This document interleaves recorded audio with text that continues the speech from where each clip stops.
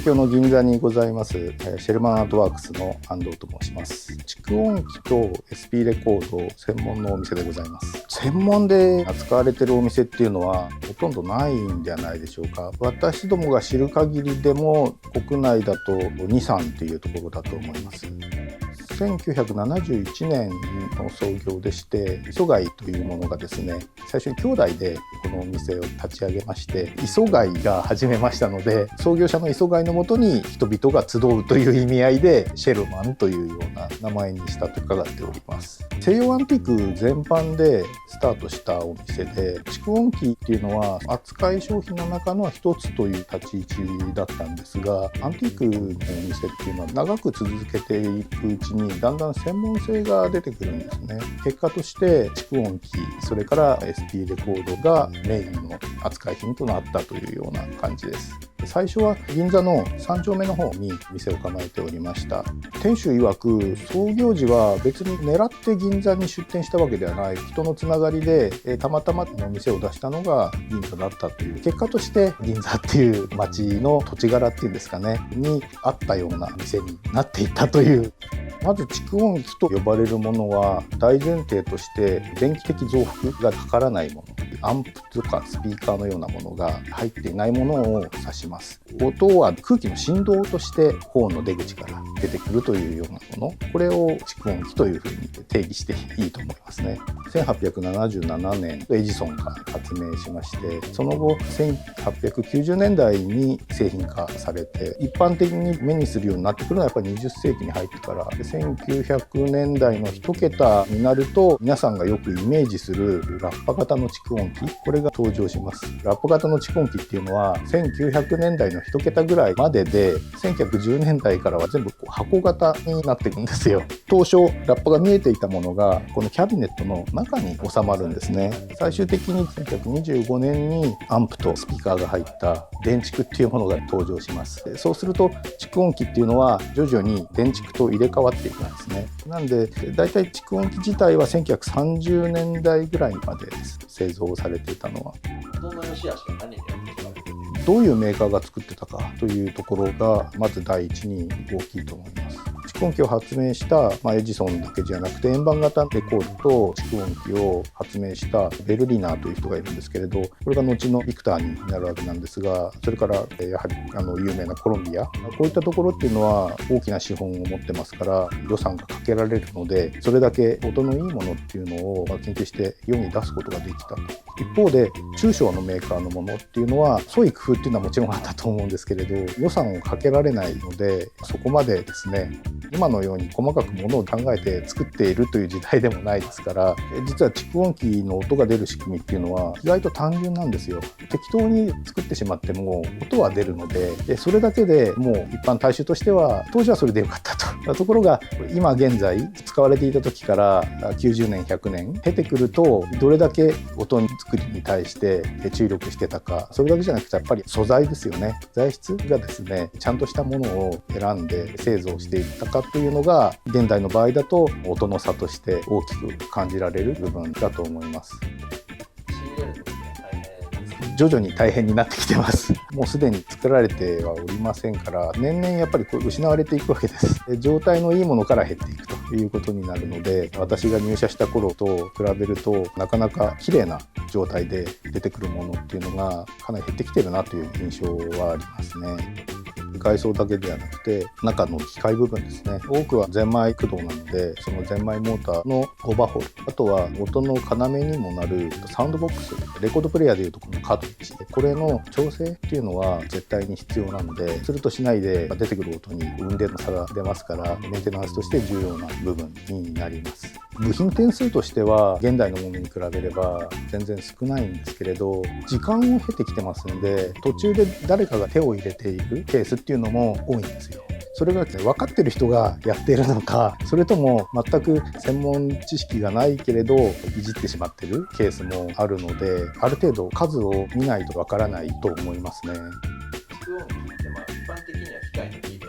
はい、本当であれば楽器の木としても音は発したい。私どもとしては蓄音機というのはオーディオではなくて楽器に近いものだというような考えなんですね。例えば同じモデルの蓄音機が2台ありました。どちらも我々でオーバーホールをしました。じゃあ同じレコードをこの2台でかけてみると出てくる音って同じじゃないんですよ。もちろんその傾向の音というのは出るんですけれど、どうもやっぱり音が違うと。製造時の多少のブレなのかもしれないし、経年を経てきた結果音として現れているのかもしれない。それって非常に楽器に近いですよね、考え方として。なおかつ蓄音機の構造っていうのが管楽器のような構造をしてるんですね。ホーンが入ってますし、あとはサウンドボックスに取り付ける針っていうのが管楽器のリードのようなものって考えていただくと分かるかもしれないんですけれど、そういうところから蓄音機っていうのは機械の木というよりも器の方であると、そういう考えでやっております。まず大きく違うのが回転数ですね。 LP レコードだと33と3分の1回転、 SP レコードっていうのは78回転なんですね。回転が速いっていうことはそれだけ情報量が多いということになるので、 LP だったり EP よりも高音質なはずですね。もう一つは材質。 LP は塩化ビニールで、 SP レコードっていうのはシェラック樹脂でできているんですね。見た目そっくりなんですけれど重さが全然違います。厚みも全く違います。材質的に LP と違って収縮性がない。なので衝撃を与えたりするとひびが入ったり、最悪バラバラに割れてしまうと。逆に溝幅が LP レコードと違って太いので、ある程度傷には実は強いんですね。材質が硬質っていうこともあるんですけれど、蓄音機でかける場合に限って言うと、細かい傷は音として感じないケースっていうのも多いです。あと同様にホコリ、 LP はホコリは厳禁なんですが、 SP レコードは溝幅も太いのでホコリはあんまり気にしなくていい。材質の性質の違いで静電気を呼ばないので、そこもあるかと思います。片面で3分から最長で5分半ぐらいですね。 SP っていう言葉は実は日本で生まれた言葉で、海外では SP とは呼ばないですね。 LP が登場した時に SP っていう言葉もできたと。 LP のロングプレイに対して、元からあったレコードの企画なんでスタンダードプレイと。でこれを略して SPLP っていう風に呼んでるわけですね。海外に行くと 78rpm レコードとかシェラックディスクとかと呼ばれてます。あくまで私どもの価格帯でお話しすると1枚3、4千円から、上は初版になればやっぱり10万、20万というものもございます。ただ LP ほど高価なものっていうのは印象としてはないですね。はい。国内の話でいうと SP レコードの愛好家の比率としては、洋楽のクラシックとかジャズポピュラーよりも日本の歌謡曲とかそういったものの愛好家の方が圧倒的に多いです。市場原理ですね。最近で言うと海外の方がそういう日本のレコードに興味を持たれているケースもあるみたいです。安藤さんは普段どういった音楽を聴かれてるんですか？これ話していいのかな僕蓄音機とか SP レコードの時代のそういう歴史的な音楽っていうのは正直言うと店でしか聴かないです。個人的にはかなり雑多だと思います。原体験としては、年代的にニューウェーブとかポストパンクの時代から音楽に入ってきてねいわゆるネオアコって言われたような時代の音楽、アズテックカメラもそうだし、オレンジジュースとか、あとはペールファウンテンとか、一時期離れていってヘビメタ聴いたりとかハードロック聴いたり、一貫性がないですね、聴き方に。ジャズも聴くし、あと最近は南米の音楽でクーリアとかね、いいなと思ってある時ちょっとこちらの店の方に欠員が出たんだけどどうだろうかっていうのは誘いがあったんですよ。それで入社したというような流れで、最初からこの世界のものに興味を持って入ってきたっていうわけではないということなんですね。いわゆるローファイみたいなものにすごく惹かれてる部分があって、ちょっとそのつながるところがあるじゃないですか。ローファイの中には卓録のものなんかもありますよね。一方で蓄音機もスタジオで録音してるとはいえ、今の録音スタジオのようなきちっとした形のものじゃなくて、ビルの中の一室をスタジオと呼んでるだけのところもあるので、だから入ってくる時はそんなに違和感がなかったんですね。SP レコードの時代のほとんどがダイレクトカッティングなんですよ、録音方式として。途中で音をつなぎ合わせたりとか後加工が一切できないので、非常に音としてシンプル介在するものが少ないということ、音楽の本質的なものっていうのが入ってる。音質の良し悪しとか録音状態ということはまた違う話なんですけれど、そこがねやっぱりすごく惹かれる部分っていうんですかね。今の音楽はいろいろ作り上げて、レコードはレコード、ライブはライブっていう形で結構かけ離れてるじゃないですか。だけど SP レコードの時代の演奏を聴いてると、明らかに録音物なんだけど演奏家が聴衆を意識した弾き方をしてるなというのが分かる部分があって、その瞬間を切り取ってる。でそれが90年100年全く同じ形で自分たちが体験できる。これは他にない体験だと思いますね。アンティーク趣味的な部分で見に来られる方もいらっしゃるんですけれど、蓄音機で音楽を楽しみたい、この時代の音楽は蓄音機で聴きたいよねという形で入ってこられる方が多いかなと思いますね。以前は60代より上の方が多い印象だったんですが、最近は全く蓄音機を知らない世代の方が増えてきています。特にレコードを知らない世代、もっと言うと CD 知らない世代、中学生ぐらいから高校生、20代、そういう世代からするとこういったもんって逆に新鮮なようです。自分が聴いてた音楽よりもこちらの方が音がいいと。僕なんかは結局 LP から間にちょっといろいろ MD なり何なり挟まって現在まで変遷っていうのを知ってるんですけれど、若い世代っていうのはそういうものがないからどちらも同列なんだと思うんですね。古いものだっていうことは分かってはいるんでしょうけれど、体験として同じ、そういうふうに感じてるんじゃないかなと思います。これからシェルマーアートワークスさんのショップツアーをお願いしたいと思います。よろしくお願いいたします。目の前にお店の看板と右側の木のこの看板、創業当初に使われていた看板です。もうなくなってしまったんですが、磯貝のお兄さんが手作りで作られた看板ということですね。お店の歴史ということで玄関正面のところに飾ってます。じゃあどうぞ。はい、正面のそうですね。すごいな。はい。ここがカウンターになるんですが、奥にはレジ。今も実は実際使用してるんですけれど、使ってます。はい。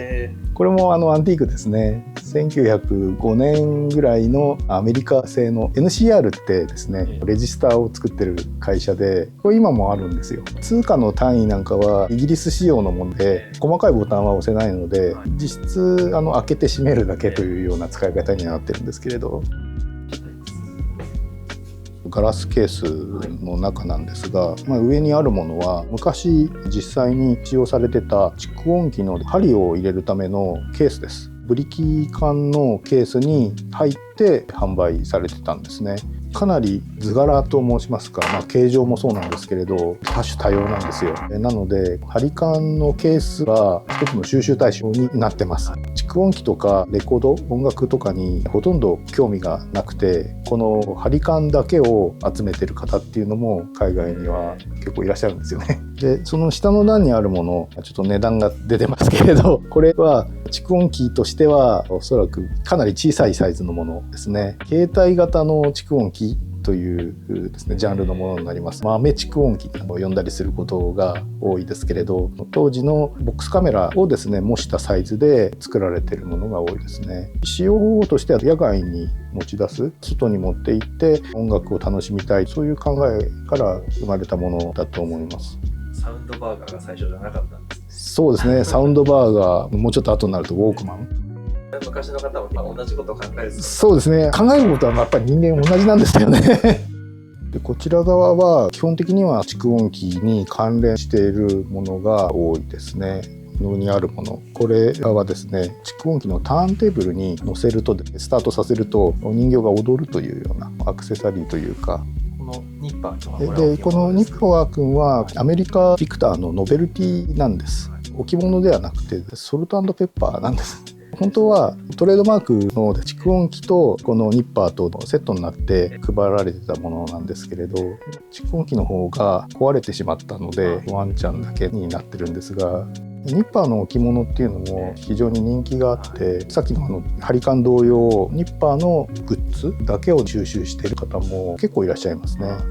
あとはこの紙の筒のケースのものっていうのがエジソンの蓄音機ですね。シリンダー型のレコードをこういうケースに入れて販売していたと。はい、こういうふうに、音溝がねこの円筒に刻まれてると。エジソンっていうのは発明家であると同時にビジネスマンだったので、パッケージに自分が広告塔として顔出しをしてたんですね。中にこういう形でタイトルがの円筒の縁のところに入ってるものがあるので、これである程度どういうジャンルのものであるかとかどういう内容のものであるかっていうのが分かる。でこの下の方は一般のアンティークのものもありますし、その横に並んでるものは蓄音機のサウンドボックスですね。ヘッドのパーツになります。蓄音機って基本的にはサウンドボックスから本体まで全て同じメーカーが一貫して製造してたんですけれど、今のオーディオなんかに通じると思うんですが、こういうサウンドボックスだけを作って販売してたメーカーっていうのもあったりしたんですね。でその中で様々なアイディアを盛り込まれたものであったりとか、うちの製品はこういうふうに音がいいんだというようなことを謳って販売してたものがあったので、これも結構いろんな種類があって一つの収集の対象ですね。音の良し悪しとはまたちょっと別次元のものになるんです。はい。ブックシェルフに入っているものは基本的には販売品が多いです。上段のものに関しては今現在販売されている関連書籍になります。世界の蓄音機。これは発行の際に私どもも関わらせていただいておりまして、主要なメーカーの主要な蓄音機っていうのは図柄入りで解説されていると。その下の段が SP レコードとか蓄音機が流通してた時代の音楽書籍になりますね。戦後になって再販で出てるものっていうのもあるかと思うんですけれど、これはもうちょっと発行はされてないんですが、蓄音機とか SP レコード愛好家のための同人誌みたいなものなんですよ。でほとんど全て愛好家の機構によって成り立ってまして、こういう感じで、はい、もう出版されてた方はお亡くなりになってしまってるんですけれど、なので新しいものは出ないんですが、今現在資料的な価値っていうのは結構あると思います。まずこちら側、こちらの端がですね、新着のレコードを収めている場所になります。今ここに入っているものは全てクラシックですね。この中で言うと、例えばこのレコード、20世紀前半を代表するバイオリニストのフリッツ・クライスラーと現在は作曲家として知られているラフマニノフの共演版です。演奏家としての知名度も高いし、何よりラフマニノフがこの当時ピアノの演奏をして録音してるっていうことを知らない方も結構いらっしゃるんで、そういう部分も含めて興味深いレコードなんじゃないかなと思いますね。こちら側からクラシックの楽器別で棚を整理してます。この部分がバイオリンですね。タブも作曲家じゃなくて演奏家でタブをつけてるんですね。当時の演奏家でレコードを探されている方っていうのが SP レコードに関しては結構多いっていうことですね。現在のクラシックと SP レコード時代のクラシック、傾向というか流行りが違うんですね。今現在だとよく名前の聞くビバルディなんていうのは実は SP レコード時代はほとんど録音がないんです。そういったこともあって作曲家ではなくて演奏家でタブをつけてます。こちらがチェロ。チェロって他の独奏楽器に比べると少ないです。チェロって結構花形だったりね、現在はそうですけれど SP レコードの時代、チェロってまだその独奏楽器としてちゃんと確立されたかなぐらいの時代背景ですね。独奏楽器として認められた頃っていうのがレコードの時代とリンクするので、全体としてはやっぱり録音数が少ないということですね。ここからがクラシックの声楽になります。インストゥルメンタル同様、こちらも歌手の名前でタブを振ってます。もうほとんど忘れ去られた方が多いんで、私どもが有名だと認識しててもお客様に聞くと聞いたことがないですというような。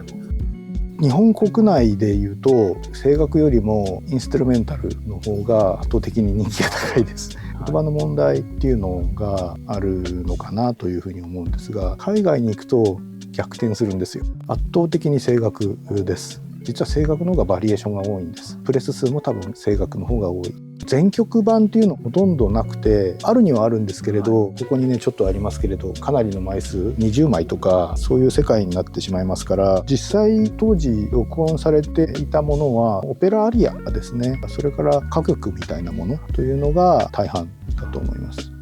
こちらの壁面からジャズ、SP レコードの時代のジャズで、いわゆるデキシーのようなスタイルからスイングであったりとかビッグバンドのようなスタイルのものが中心になります。 SP レコードってクラシックに関しては1950年でほぼほぼ LP と切り替わってしまうのに対して、ジャズポピュラーミュージックに関しては50年代も EP 版であったりとか LP 版と併売されてるんですね。50年代の初めから60年代の入り口ぐらいにかけて混在してるイメージ、今の聞かれてる、モダンのようなスタイルの SP レコードであります。次がポピュラーミュージックというふうにくくってます。くくってますというのは SP レコード時代はジャズとポピュラーの垣根っていうのは今ほどはっきりしてなくて割と曖昧なんですよ。あと少し民族音楽的なものとか、ラテンとか単語みたいなものっていうのも少し置いてるんですが、これは私どもで企画したオリジナルの復刻 CD で、収録方法は全て蓄音機でレコードを演奏してこれをマイク収録したものになります。もちろん音源はモノラルではあるんですけれど、あえてステレオマイクで撮ってます。空間の音全体を収録してるっていうイメージですね。より蓄音機の疑似体験的な感じの音に仕上げてるということですね。この本丸っていうのは展示スペース、大体常時どれくらいの数があるんでしょうか？現状だと大体14、15台というところではないかと思います。年代も様々、メーカーも様々ですね。この辺のものっていうのは割と手が届きやすいようなもの？そうですね。普及型って言われているものっていうのはやっぱり小型のものになります。今ちょっと在庫がないんですが、ポータブルモデルっていうようなトランクケース型のものとか、卓上型って言われている台の上に置いて使う蓄音機、その次のサイズっていうのがこの辺りのものになるんですが、床に直置きするものでフロアモデルって呼んでるんですが、小型のサイズのものですね。これはイギリスのグラモフォン HMV の電気録音のレコードが登場した時代の新型っていう僕ら呼んでる種類の蓄音機です。 HMV157 というモデルで、この辺りのサイズのものも実は非常に人気があります。差し支えなければ大体いくらくらいの相場？状態と仕上げによる違いでですね、40万円台の後半から50万円台の前半ぐらいですね。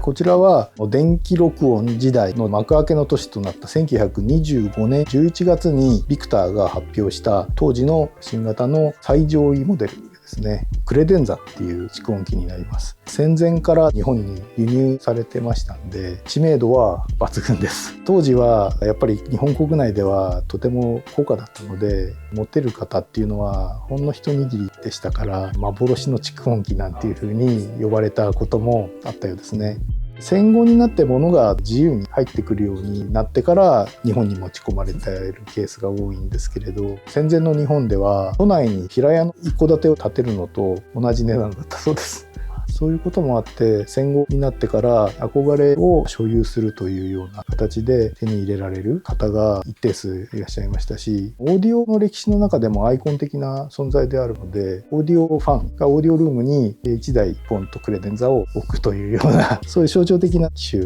ですね。値段的には状態が良くても100万円台。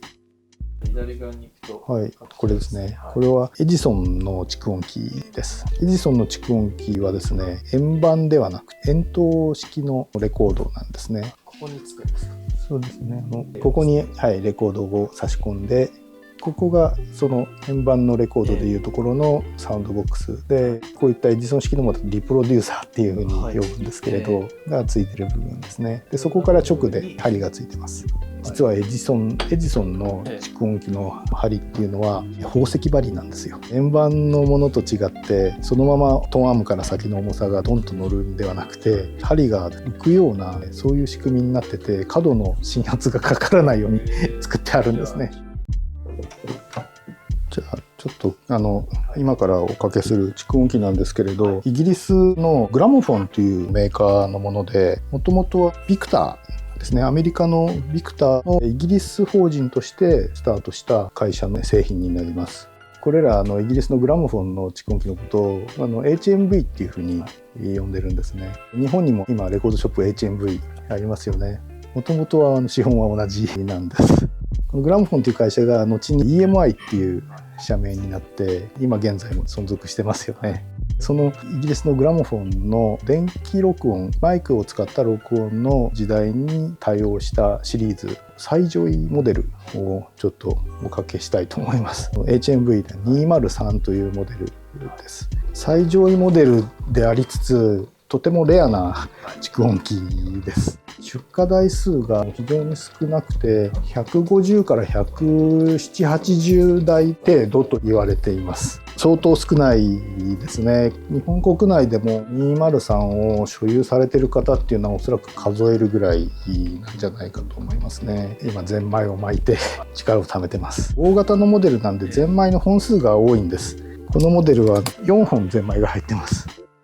これが蓄音機の針ですね。一般的に蓄音機の針は鉄針が最もポピュラーな種類の針になります。これをサウンドボックスのスロットに入れて、で留めネジで留めます。前扉を開けるとこういう形で全面ネットが現れるんですが、これだけ見るとスピーカーですよね。スピーカーに見えるんですが、このネットの向こう側にはホーンが入ってます。中に複雑に折り曲げられたものが内蔵されていて、一般にイメージするようなラッパ型のものがポンと入ってるわけではないんですね。リエントラントチェンバーホーンっていうふうに呼ばれてるんですが、このホーンの形状も電気再生の時代の技術っていうのが取り入れられてるんですね。今日はブロニスワフス・フーベルマンというポーランドのバイオリニストの演奏で無伴奏パルティータサラバンド&ダブルという部分をちょっとお聴きいただきたいと思います。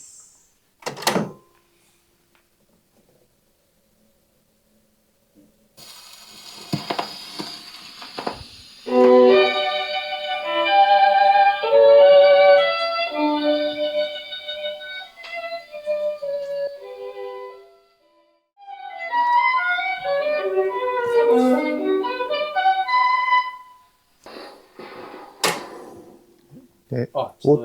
オートストッパーっていうですね機構が入ってるので、対応したレコードをかければ演奏が終わると自動的にストップすると。演奏が終わっても慌てて止めに来なくてもいい。音楽の余韻に浸って一息ついて針を上げることができると。新世代の蓄音機の時代になって盛り込まれてる機構になりますね。その場で演奏してるような臨場感ありますよね。ぜひ実機で体験していただきたいなと思いますね。蓄音機の針なんですけれど、一般的に使われているものが鉄の針になります。鋼鉄でできたものですね。蓄音機が使われていた当時っていうのは、実は材質様々なバリエーションのものが市場に出ていたんですが、今現在もある程度流通して使われているものとして、まず竹の針。竹をですね三角柱にして、この頂点の部分、ここが溝に触れる部分ですね。あとはサボテンのトゲを使った針ですね。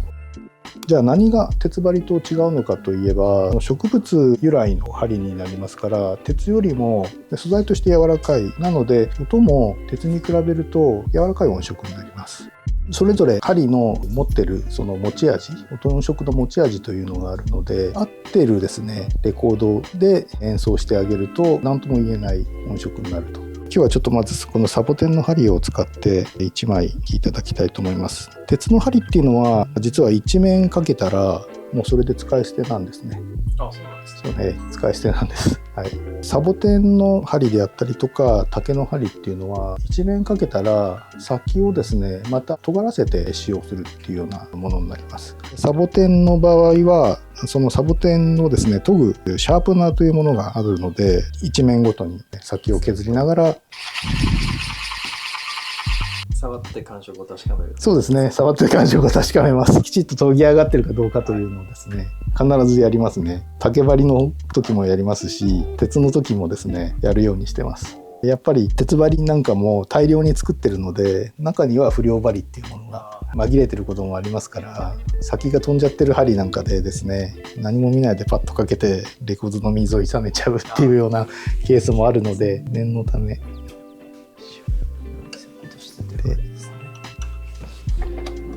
今からおかけするのはナットキンコールですね。ナットキンコールは LP がありますから、かなりご存知の方も多いんじゃないかと思います。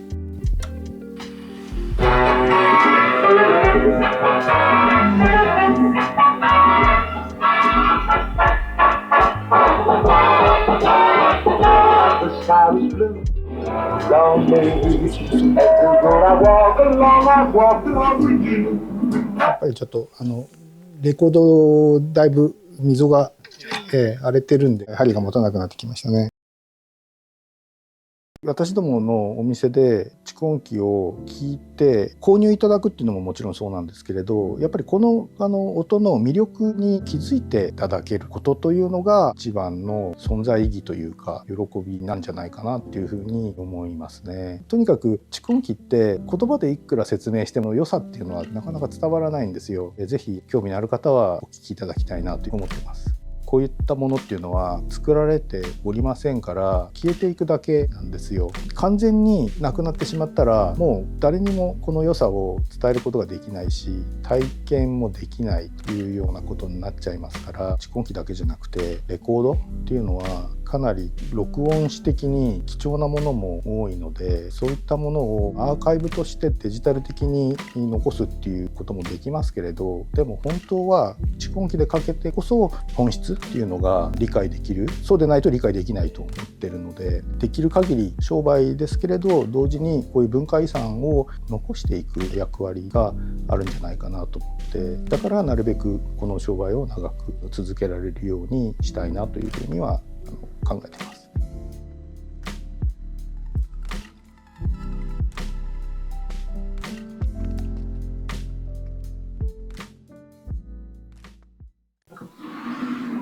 こちらはうちのお店の中でもかなり変わった蓄音機ですね。フォトギ95という名前の蓄音機なんですが、実は近年に作られたものです。この本の部分に関しては全く新しく設計製造されたものですね。ターンテーブルであるとかサウンドボックス、トーンアームなんかっていうのは当時のものを流用してい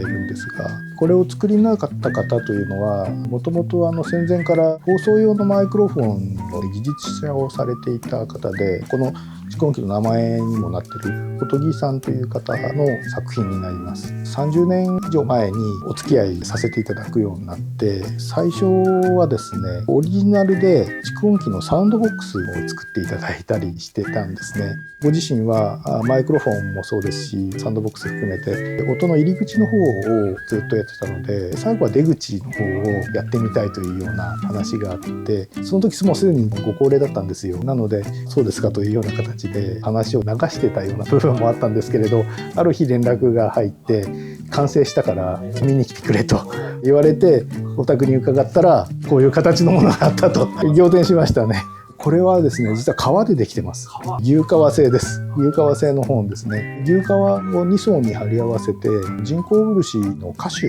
であるんですけれど、歌手に色を混ぜたものを塗って硬さ強度をとってます。このサイズのものなのでゼロから作るとなった場合、まず型枠になるものを作って型枠に本の素材になる革を貼り付けていくっていう技法で作られてます。革っていう素材を使うことっていうのが蓄音機が作られた当初もほとんどなかったようなんですね。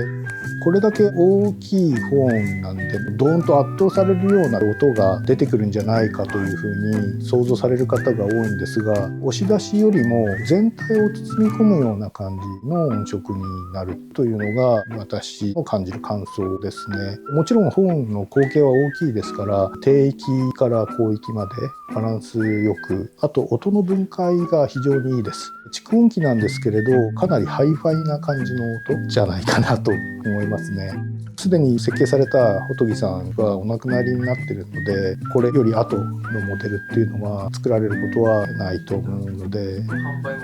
販売もしております。最後の1台ということになります。実は最初に試作機、それからその後製品版で1号機というのが存在しまして、これがその後に作られた2号機なんですね。試聴機は私どもの方でお預かりさせていただいてて、製品の1号機はもうすでに販売いたしました。このように3台ですね。販売売されてる全ての中でもこれがもう最上位機種。一つの頂というふうに表現した方がいいかと思います。価格的にもそうですね、一番高いと言っていいんじゃないでしょうか。視聴もできますので、ぜひ。